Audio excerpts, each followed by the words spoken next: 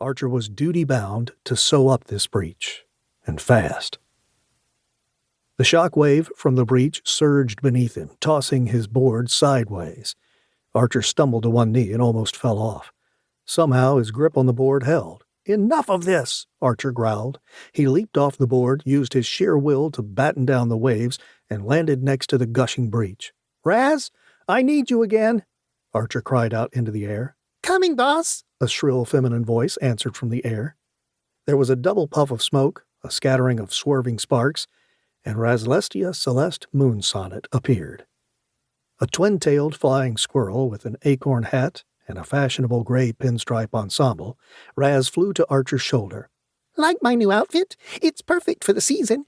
Then she spotted the raging breach and squeaked, "Ew, ugly one." Archer thrust a fist into the satchel he always wore, pulling out his favorite barb needle and a spool of ether silk. He went to work binding up one lip of the breach. "Raz," he said, "thickest gauge thread, spiral technique." Raz might be mercurial, but when she showed up, Archer knew he could count on his little dream assistant. And now that he was the only active dreamtreader, and just 15 years old, Archer needed Raz more than ever. "Got it," she squeaked. With a flap and a snap of her tails, Raz leaped from Archer's shoulder and shot high into the air above the breach. Then, the barb needle already threaded, she plummeted around and around and around, jamming the needle into the loosely flapping fabric and creating a kind of loose seam. "Great, Raz! That's perfect!" Archer yelled, feeling like the roar of the surging dream matter would steal his voice. He pulled his first thread tight, strained to get as tight a seal as possible, and knotted it. It wasn't over, though. This breach was powerful, beastly even. The knot held, but served only to make the dream matter's only escape point that much narrower. Now it shot into the sky like a mighty torrent. "Cross breach!" Archer cried out. "Gotta be now, Raz!" Raz zigzagged like a shooting star, driving the needle within loops of thread and then pulling taut across the opening. She flew in and out of the violent blast without seeming to care for herself. By the time she handed off the thread to Archer, she glistened and pulsed as if dipped into stardust. "I think I'm going to be sick," Raz muttered, gliding in a slow circle through tree branches and coming to rest on a hillock nest of tangled roots and waving purple grass. Archer had no time to check on her, or he'd completely render her efforts worthless. He held Raz's thread, what he called the boss thread, and took a deep breath. He had a job to do.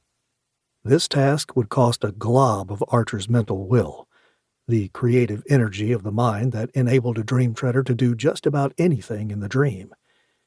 But it had to be done. Fortunately for Archer, he had plenty of will left in the tank. He hoped. Archer secured the boss thread with a two-fisted grip and called up his will. In response, the flesh of his hands and wrists turned gray and knobby. He felt the hardening as his lower arms became stone. The thread anchored, Archer turned his will to generate pure, aggressive power. For a moment, the dreamtreader drew a mental blank. What will give me the thrust I need to seal this off?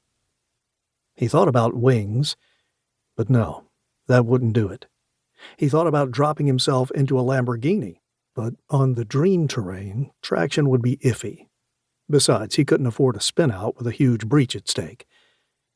That's when the perfect concept came to mind. Archer concentrated. He'd never created this exact combination before, so it would cost him something extra. With a groan, Archer let his will loose.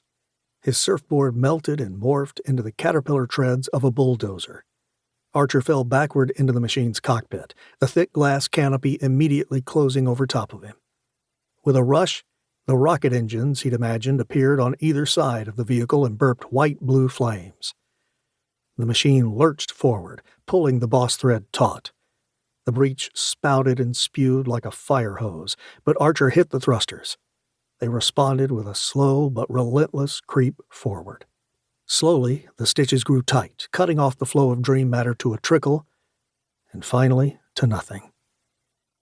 Archer ejected from the cockpit, and the machine vanished. He dove for the now-sealed breach and tied it off like a rodeo jock hog-tying a steer. Archer took a peek over his shoulders as he worked. Fortunately,